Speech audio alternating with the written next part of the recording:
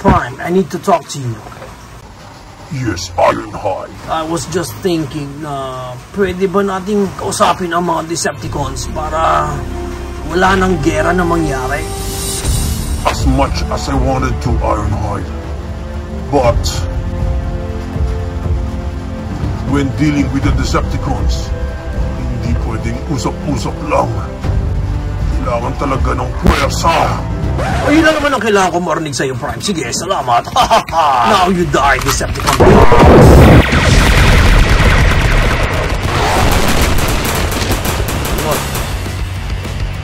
Uy, Ironhide! Ito na ang toy na re-review natin for today. This is the Bayway Weapon Master, aka Transformers Ironhide. Now, pag binili natin siya, ganitong klaseng packaging, meron siya sa harap, and sa likod, and sa gilid, and sa kabilang gilid, and sa ibabaw, and sa ilalim. There you go. Now, pag na-unbox natin siya, ito lang ang kasama niya dito, yung kanyang mahaba na manual. And as you can see here, yung ating main figure na naka-clamshell pa. So right now, i-unclam na natin yan. And pag na-unclam natin siya, kasama lang niya dito yung mga weapons niya. Nandito yung isang weapon niya. Actually, natatanggal pa yan eh. Yung knife niya na yan. Check muna natin details mismo ng mga knife niya dito. Yan. Silver na silver lang. Maganda rin naman ang pagkakagawa. And ganyan yung itsura ng handle. And meron tayo dito, dalawang bang-bang din niya. Hindi pa ito yung canon eh, ni Ironhide. Iba pa yun. This one is parang mga regular guns lang niya. Same na same lang naman yung itsura nitong dalawa na to. Moving right along, nandito na ang ating main figure na si Ironhide. Check muna natin kanyang details. Yan ang kanyang face. Maganda rin ha. Maganda rin yung face niya. Mukha naman siyang Ironhide talaga. Okay, and details niya. Laki ng chest. Sobrang laki ng chest niya. Yung kamay niya ay napunta na dito sa likod. Hindi niya na kaya mag-appear sa sarili niya. And then ito pa iba pa niyang details. Mukhang this one is the die-cast part. And yan, sa paa. Ang laki ng paa niya. Ang lap. Yan, sa likod. Yan, okay naman siya sa likod. Medyo malinis naman. Yan, okay, sa ilalim. Okay, so para sa kanyang articulation ng ulo niya is naka-ball joint. May konting look up siya, pero pwede mo maangat pa yan kasi mukhang sa transformation yan. And then, maganda yung look down niya. Ayun. Pwede sa arms wide open niya, hindi mo gaanong mapapansin yung arms wide open. Ang awkward kasi ng itsura dito ni Ironhide. Nasa likod yung mga shoulder niya. Sobrang laki kasi nitong chest part niya eh. Pero may arms wide open siya and pwede pang maangat niya ng ganyan. Ma-rotate pa ng ganyan. Maganda sana yung articulation niya dito sa shoulder eh. Itong chest part niya yung nagpagulo. Eh wala siyang any bicep rotation pero meron siyang elbow rotation dyan and yung elbow bent niya ganyan. Pagdating sa kamay, may rotation din siya dyan sa kamay. Pero hindi mo siya maro-rotate kasi nakaharang itong part na to eh. Mukhang naka-tiltage din yung kamay niya. Pagdating sa waist niya, wala siyang any waist rotation. Wala din siyang ab crunch. Pagdating sa Van split niya, hanggang ganyan lang ang kaya niyang Van split. Okay, yung high kick niya, yan, mataas-taas naman yung high kick niya. Yung back kick niya, okay, pwede na, pwede na. And then, meron siyang rotation dyan sa thigh part niya. And then, yung kanyang knee bend, oh, ganda nung knee bend niya. Maayos, maayos. Pagdating sa paa, naaangat niya ng ganyan. And then, wala nang down yung paa. Yung tiltage niya, meron naman, bandang front lang yung paa. Hindi lahat. Pagdating dito sa mga toes niya, actually, na-articulate pa. Itong isa, pero ito hindi na na-articulate yan. Try natin ngayon yung mga weapons niya. Nandito yung mga knife niya. Okay? Pwede mo lang naman pahawak sa kanya ng ganyan. Yan. Although, itong mga knife niya na to, eh, pwede mo nga ikabit dito sa pinaka-beng-beng niya. Yan, dito sa gilid. Meron niyang peg dyan. Yan. Pwede mong gawing ganyan. So, yan ang pinaka-itsura niyan. And then, pwede mo nang pahawak kay Ironhide yan. Mga weapons niya na yan. Yan. Okay. What you looking at, Decepticon punks? Yan. Now, let's proceed na sa kanyang transformation. Ang gagawin natin is i-open na natin itong part na to. Yan. Open na yan. Tapos dito sa kabilang part na to, open na rin yan. Ito is rotate na natin pag ganyan. Ganun din sa kabila. Ayan. And then, itong buong part na to, pwede na nating ibaba. Yan. Okay. Iangat mo na lang yung head niya para matanggal sa lock. And then, pag nababa mo na yung part niya na yan. Actually, buong part na to nabababa angat mo na nga ito. Yan. And then, after nun, pwede mo nang iangat yan yung part na yan. Okay, then, after nyan, dito tayo sa likod, pwede mo nang ibaba itong part na yan. And then, itong glass na to, yan, sa windshield niya, i-open mo na yan. And then, I think, dapat bago yun, itong ulo niya, dapat nakatago na. Yan, tago na natin yung ganyan na, yung ulo. I think itong part na to is pwede na natin ipantay ito. Yan, ayaw niya. Ito na naman tayo, bayway. Kasi okay na yan dyan And then this one, nakaganyan siya ng une. Tapos, iangat natin yan ng ganyan. I-flap mo pa to. Yan. Diretso na natin yung part niya. So, ganoon din sa kabila. Diretso na natin yan. Ito kasing mga kamay niya, sa salamin dapat to. Yan, pag ganyan siya dapat. Okay? So, itong kamay niya, feeling ko may mapaglalagyan kang peg dito. Dapat pag ganyan siya. Yan. Okay? Yan siya dapat Pero ayaw pa sa atin. Hindi pa gaano. Feeling ko may kulang pa tayong part dito. So, ang gagawin mo, part na to, itong shoulder na to, di ba nakaganyan siya? Itutulak mo siya pa forward. Yan. Okay? Tulak mo pa forward para dito siya to-connect. Yan. Okay? So, ganun din dito sa kabilang part na to. Tutulak mo siya pa forward. Yan. Para doon naman siya to-connect sa part niya. Actually, nag-fit na siya off-cam kasi kailangan kong gumamit pa ng gunting para luwagan yung peg na pagkakabitan nito. Nito lang, yan lang. Isang piraso na yan. Now, let's go back here sa mirror niya sa side. May peg naman tayo dito. Ayan yung maliit na square na yan. Yung maliit na square, not this one na. I think doon yan pupunta. Diyan. So, para may slot siya dyan. So, dapat doon. Maipantay nga natin. Ayaw niya maipantay. Yun. Itong isa is nagawa na natin. Napasok na natin dun sa slot niya. Paano ang itsura niya dyan? Ay, naku. Ega. And then this one is pantay na dito sa kabila Dito talaga sa kabila ayaw naman. It's never a good experience sa mga Bayway figures pagdating sa transformation nila. Yun. Okay.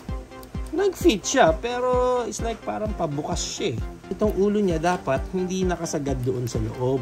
So, dapat nakaganyan lang. Tama yata. Para mas ma-fold mo ng maayos ito. I think yun yung naging mali natin. Yung ulo niya kasi masyadong nakasagad doon sa baba. So, humaharang dito. Portion na to. So, let's see. Kung magiging okay na to. Ay, nako. Okay. Tanggalan ulit. Ulit lahat. Mamaya na tayo. Balikan natin yan. Ito muna tayo sa part na to. Open mo yan. Open mo rin to. And then, yung paan niya. Open mo na yan. Open mo yan. And then, baba na natin ng ganyan. Yan. Yan. Dapat yan. And then, itong paan niya dito is hindi ko pa rin ma-gets kung paano nangyayari dito. Well, obviously, this one dapat papantayan dyan. Diba? Okay, sige. Pantay na natin. Pero, itong paan niya dito is ipeg na natin to dalawa. Pati ito, close na natin yung mga pegs nila para bawas sa kalats. Hindi na tayo maasa sa manual, lalo lang sumasakit ng ulo ko, yung wheels niya, yan, ganyan, yan. Okay na tayo sa part na to. Mukha lang naman. This one, mukhang ilalagay mo ng ganyan. Diyan, yung toes niya, doon mo ilalagay. Okay, looks good. And then this one, pagduduktungin na natin itong dalawa na to. Diyan, syempre, may peg na naman. So, dapat nakapasok yun doon. Diba? Alam ko, dapat ganun yun. Yan. Yan napantay din natin. Smooth. Like butter. And then, itong part na to, sa likod, ganyan na lang ba yan? Medyo nakahiwalay. Siguro ganyan. I don't know. Sige. Tuloy muna natin dito sa part na to. Sa itong pintuan niya, makita kayo na parang part dyan, doon naman siya mag-shoot. Siyempre, bago natin ma-shoot yan doon, eto na, yung makulit na part. Yung sa may kamay niya, ganyan siya dapat Yan. Okay, na-fit na natin dito sa kabila. Dito naman sa kabila. Magpa-fit ka naman. Ayaw, di ba? Ayaw na naman niya. Tanggal na naman dito sa harap. At ganito tong mga to. Hindi siya nakakatuwang experience talaga. Ito kasi dapat dyan yan sa harap. Pagkakabitan mo siya. Yun sa gilid. Dalawang gilid. Okay. Doon yun. Pupunta sa dalawang gilid. So, ito na lang talaga yung gilid niya. Itong isa, medyo nakukuha naman.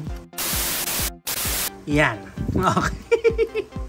Ang ganda, di ba, sa harap? Ayan o. Yan na itsura niya sa harap eh. Nag-aangatan na naman yung mga pegs natin dito eh. Ito, ayaw na naman eh. Ay, ayaw niya talaga.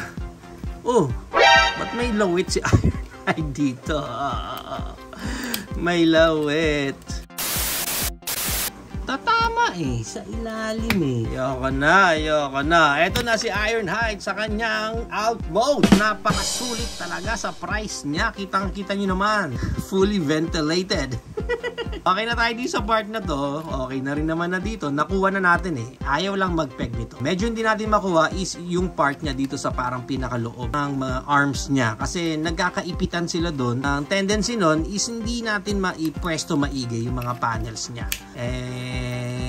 Ganyan talaga ang binigay sa atin. So ito na si Ironhide sa kanyang bulok na jeep alt mode. Ayan na, para siyang tinapakan dito. I did my best, guys. I did my best and I am still trying my best until this very moment. Ganyan talaga. Yan siya. Anyway, kabit natin itong mga weapons niya. Dito mo maikakabit yan. Pag ganyan. Yan. And itong knife niya, wala nang pagkakabitan ng knife. Basta yan si Ironhide sa kanyang alt mode. Okay sana, maganda sana, but ganyan talaga siya. And para sa height ng Ironhide natin na to, he's around 6.5 inches. Now, let's compare him na rin sa ating Bayway Star Leader Optimus Prime, sa ating Bayway Bumblebee Wasp Warrior. Ang laki niya, pantay na silang dalawa. And let's try to compare na rin sa ating OP01 BMB Optimus Prime and sa ating ROTB Bayway Cybertron Commander. So yan ang ating size comparison.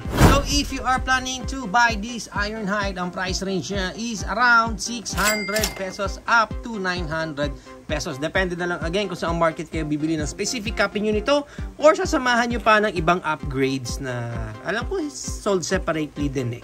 Yung mga upgrade weapons din. Pero hindi na ako kumuha nun. So there you have it now guys. Ito na ang ating Bayway Weapon Master aka Transformers the movie Ironhide. What do you think of this figure? Is it a go for you or a no for you? Whatever thoughts, please comment it down below. But for me, I would not recommend this Ironhide.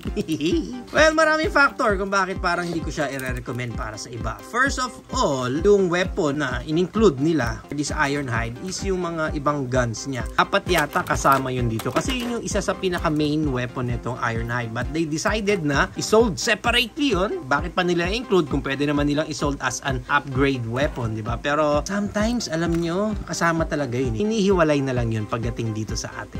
Pero anyway, for me, hindi ko rin siya mara-recommend. From the looks of it, parang medyo masyadong awkward dito yung dating ni Ironhide. Aesthetically speaking, hindi naman ako satisfied din sa kanya. At unless talagang pang di-display ko lang siya ng ganyan, di ba? Pero kung yun lang palang purpose ko, pang di-display ko lang siya, I would rather get a much better look na Ironhide rather sa ganito lang. Kung pag-usapan naman yung playability niya sa robot mode, wala eh. Hindi ko siya maipepwesto ng maayos sa gusto ko kasi unang-una this part masyadong malaki. Hindi niya nga kaya mag-abot ng kamay niya. Hindi niya kayang mag-fist bump sa sarili niya kasi nakaharang na ito. So very awkward itong malaking part na to. Given na nandun lang yung kamay niya sa likod, anong magagawa ng articulation niya na yan? Diyan. Wala rin naman siyang waist rotation. So parang hindi ko rin siya gaanong mai-articulate or mai-posing ng the way I wanted him eh. And then even dito sa paa niya, masyadong complicated din kasi naman talaga ang design ni Ironhide even sa movie. So pag translate siya sa toy, medyo hindi siya nakakatuwa lang tingnan. Maybe I'm not just a fan lang talaga on how they design yung mga Bayverse na mga Transformers. And then again, kung ikaw natutuwa ka sa design nila, na-appreciate mo, na-astigan ka, then that's you and I'm happy for you eh. Buti nga ikaw na-appreciate mo. I wish nakatulad kita. But then again, hindi ako satisfied sa mga overall designs nila from the screen, how much more na pag-translate na sila into their toys. And ang pinaka malaking downside pa rin dito sa Bayway figure na to is the same issues tulad ng mga ibang Bayway na na-review natin dito pagdating sa kanyang alt mode. Okay, sa simula may mga panels ka na maayos, may mga panels ka na ma-i-connect naman, pero at the end of the day parang hindi ka na nag-enjoy dun sa toy. Pag magta-transform kayo, itong Ironhide na to, parang stress pa yung makukuha mo imbis na mag-enjoy ka. Tulad ng ibang Bayway natin, hindi nakakatulong yung kanilang manual, lalo lang gumugulo yung buhay. So ibang mga Bayway, hindi rin maganda experience pag transform sila, pero at least sa kanilang robot mode pwede ko nang pagtiisan yung robot mode kasi mas ma-i-display ko sila ng maayos. Pero from this, parang sa paa ko lang siya pwedeng mai-articulate or mai-posing ng maayos. Pero pagdating dito sa kamay, wala eh. Parang dito lang talaga sa likod gagalaw yung kamay niya. Dilipad-lipad na lang siyang ganyan. Ikaw ba guys, meron ka na rin bang Bayway Ironhide Master Weapon sa collection mo? Comment down below naman kung ano naman yung experience mo. Same ba tayo or magkaiba? Or palay mo, ikaw pala mas na-enjoy mo itong Ironhide na to.